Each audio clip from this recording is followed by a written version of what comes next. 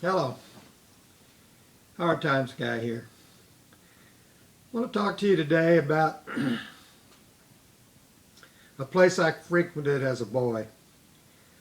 I lived on 526 East 15th Street. That was one house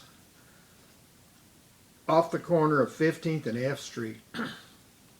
And in Bedford, Indiana, 15th and F Street is 3 blocks from the downtown square. You go G, H, I Street and you're downtown. You're looking at the courthouse. You're right there on the square. If you go, and that's going west from my house.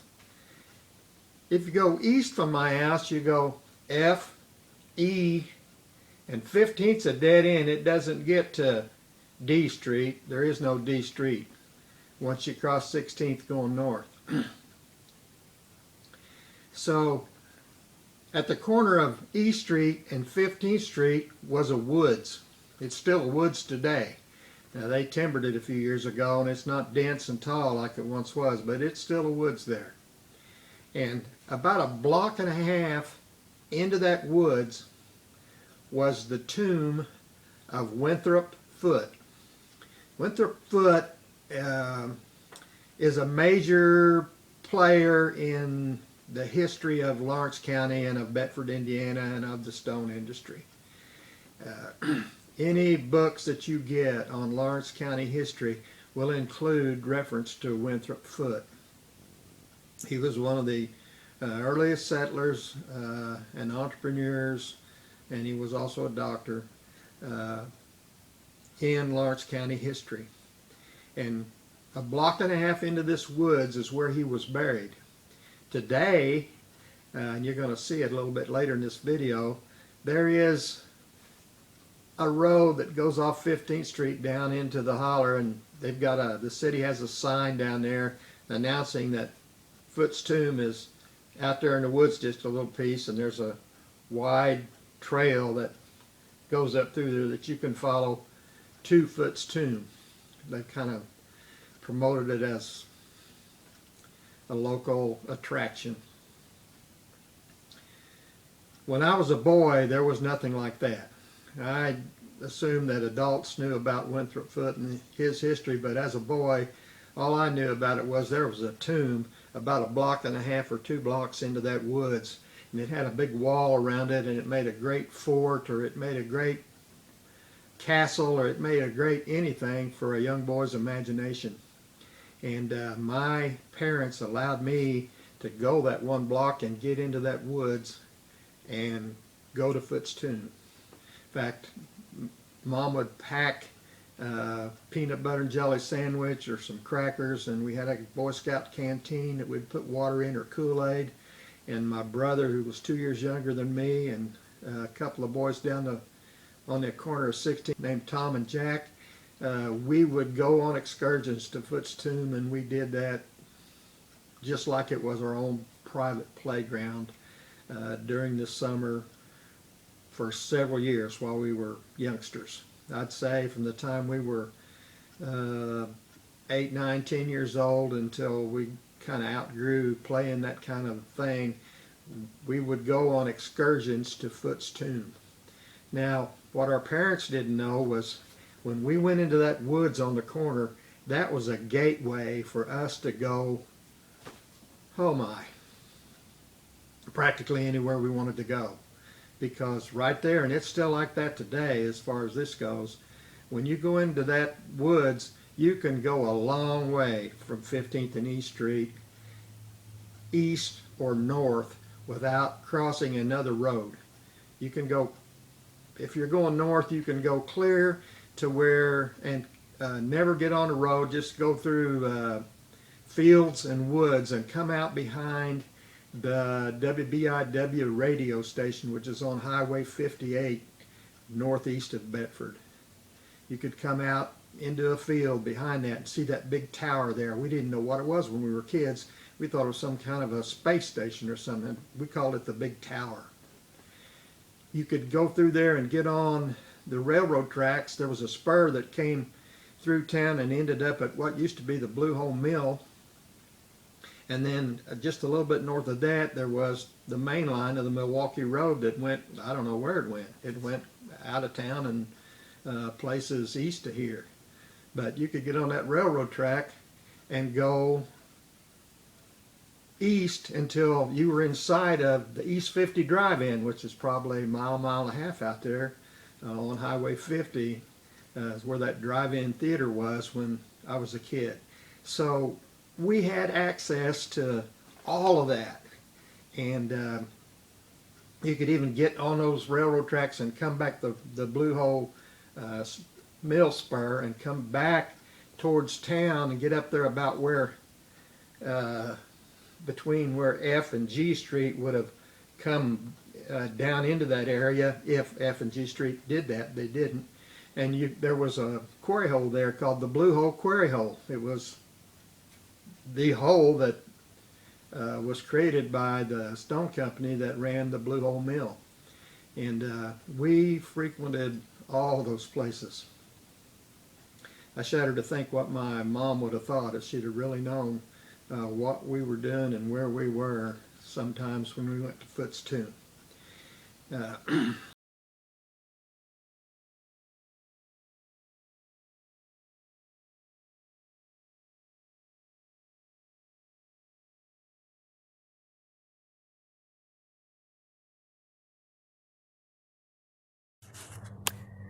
This is the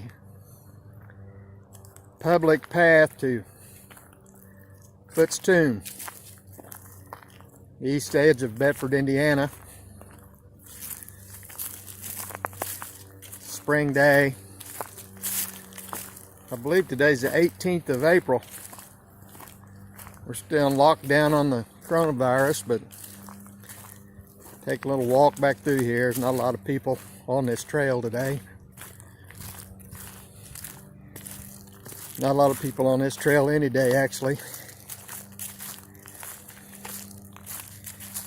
Going to an area that I frequented as a child when I lived on East 15th Street.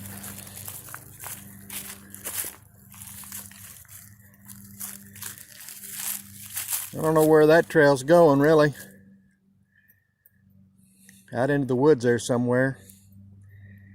But this is the area that leads down to Foote's tomb. Maybe that's just another view of it from up there, but I'm going to go down this way.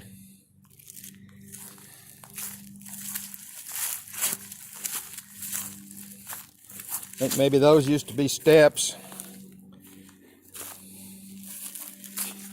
They're not taking very good care of this area for something that they're trying to promote as a attraction.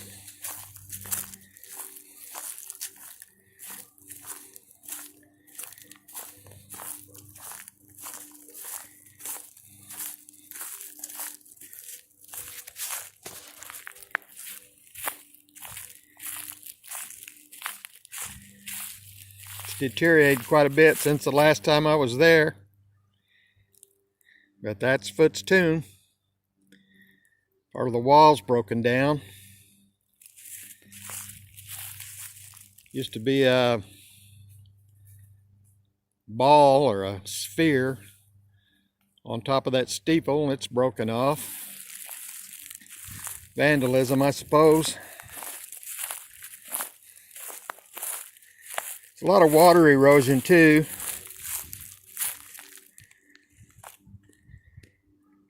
There's an area where the wall's broken. That back corner there's, I don't know, that's partially water erosion, and that might be some vandalism or someone's attempt to break in. Not sure.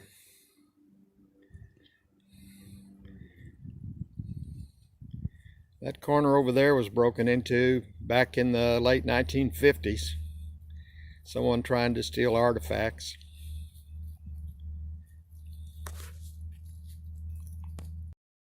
I intend to bring my family and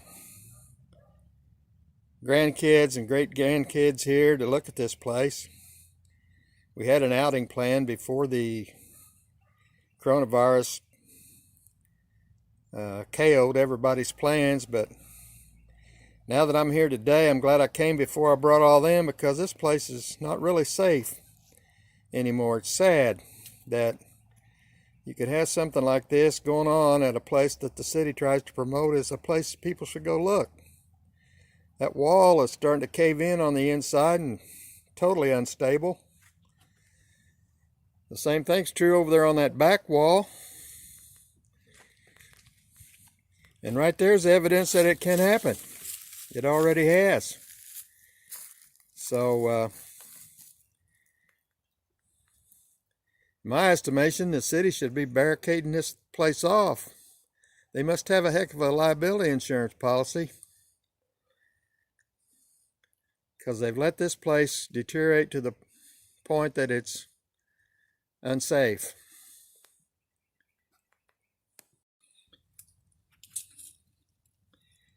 I went through the breach in the wall, got back here on the back side because I wanted to film this part of the tomb that the water erosion has overtaken.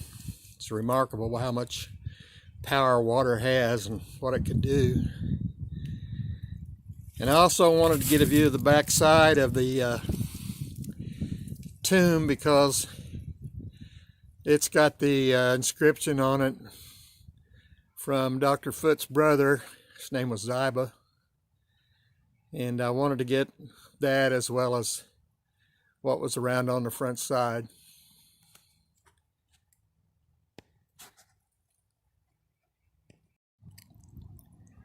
I'm standing on the hill now above Foote's tomb, looking at it from this bluff. And I want to pan around through the woods. There is a tall tree with a big grapevine hanging from it. As a boy, we used to swing from a grapevine like that was out there in those woods. I'm looking now a little bit south and southwest from where I'm standing, and southwest from Foote's tomb. And the path that I would have taken as a boy to Foote's tomb was through those woods. It's probably about a quarter of a mile from here, maybe not quite that far, to the corner of 15th and E Street. And I would have entered those woods at the corner of 15th and E and traveled northeast through the woods to this site at Foote's tomb. There was no public marked entryway in those days. This was just a tomb out in the middle of the woods that hardly anybody knew about, where Dr. Winthrop Foote was buried. Okay, we're back. I've got the Winterlien Lard can here.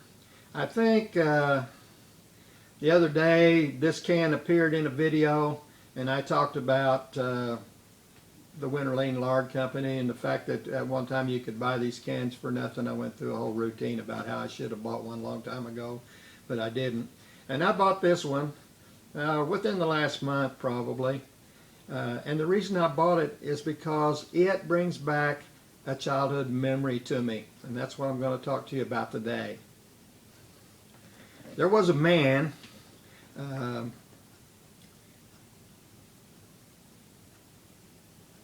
that appeared in our neighborhood, and he was carrying, in the summertime, 4 cans like this. And 2 or 3 times a year we would see him with 4 cans, and he had them full of, they didn't have a lid on them, he had them full of blackberries. And he would come up the steps from 15th Street to our house, stop at the landing there, ask us if our mother was home. We'd go get Mom. We'd say, "Mom, the berry man's here." And she would come out, and he never came up from the landing to the second set of steps to our porch. He stood on the landing and handed Mom the buckets. She would take those buckets and sit them on the banister of the porch and muttering to herself about they always put the good ones on top. You got to look.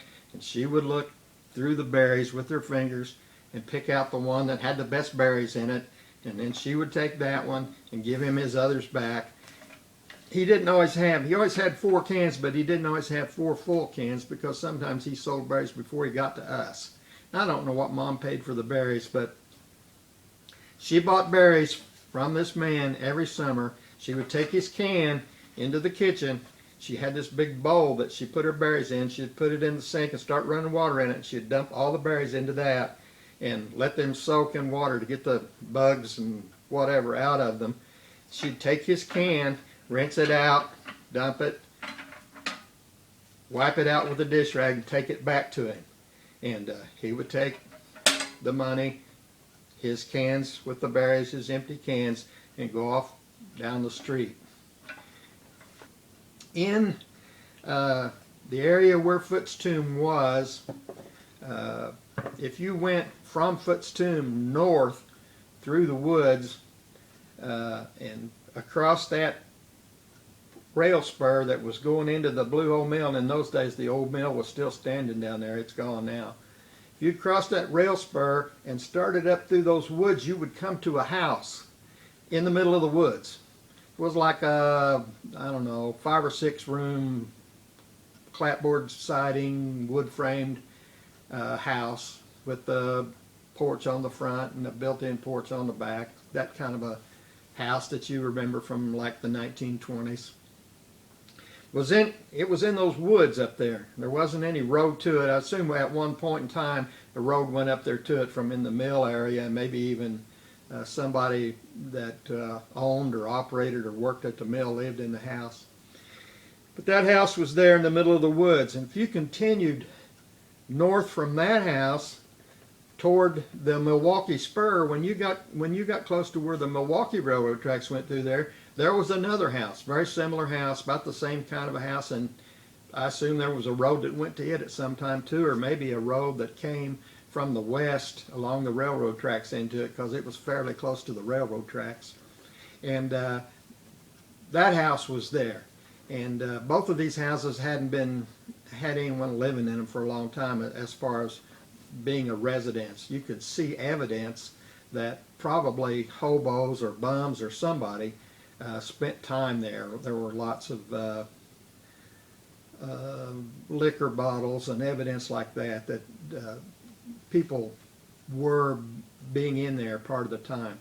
But as boys, these things were kind of a magnetized attraction for us to get in there and explore and look around those houses, try to find something of value. We never did, but we went there several times and dug around in the dirt and went in those houses and looked around trying to find things.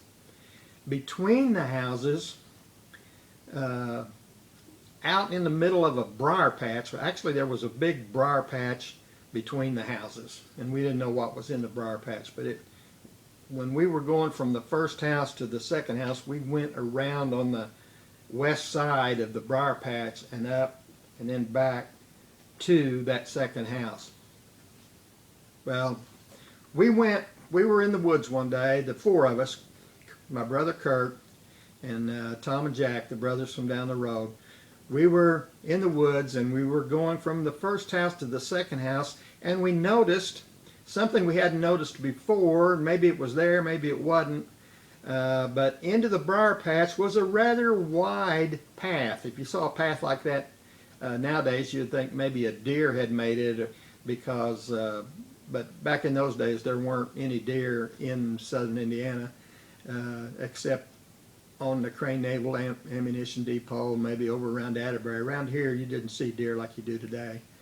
But we didn't know what had made the path, but we noticed that there was a wide enough path to go through that briar thicket and avoid getting hung up or stuck on the briar, so we decided to cut through that path and see where it went.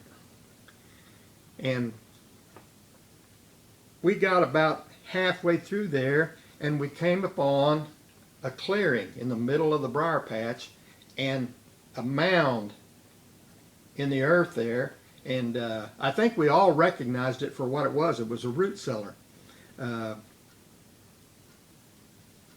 Kurt and I both had an aunt and uncle in Arkansas that had a root cellar like that, a dugout in the ground, built up walls, and then earth mounded over the top, and it was a root cellar, and they also used it there as a storm cellar. They went in there when there were tornado warnings or severe thunderstorm warnings. They went and got in that cellar. It's protection from the weather. The Shortridge brothers, they had a grandmother and grandfather that lived in Fort Ritner on a farm just outside of Fort Ritner, Indiana, and they had a root cellar much like this in their backyard. So all four of us recognized almost immediately what it was, and we were standing there looking at it, and lo and behold, as if he just emerged out of the ground from around on the side where we couldn't see him, an old man came up like he just come right up out of the ground. And he had a big bushy gray beard, bushy gray hair that came out from under a cap and stuck out. He had, although it was the middle of the summertime, he had on bib denim overalls, and he had on a denim jacket. And he just appeared out of the ground and looked at us. Well, scared the bejesus out of us. We turned around, and that path wasn't wide enough for all four of us, so we just made it wider. We ran just as hard and as fast as we could out of the briar patch, out of the woods, onto the gravel path that led from 16th Street down to the mill. We got on that, and we didn't stop till we got to 16th Street, which was US Highway 50. And we stopped there and turned around and looked, and of course the guy didn't chase us, so as soon as we got our hearts back in order, we stopped and talked about what we saw. And we had a map of that area when we were kids. We made a map, and we each had a copy of it, and we put the cellar house, or the root cellar, on our map, and we called it the House of the Hermit. And we referred to that man as the Hermit for the rest of the time that we were children. We never went back into that briar patch again. We never got close enough, but we were aware that someone lived in the woods in that briar patch, and we were always on the lookout for him after that when we were in that area. I'm 73 years old, and to this day, every time I see a Winterlien Lard can, I think of the man who me, my brother, and our friends down the street referred to as the Hermit.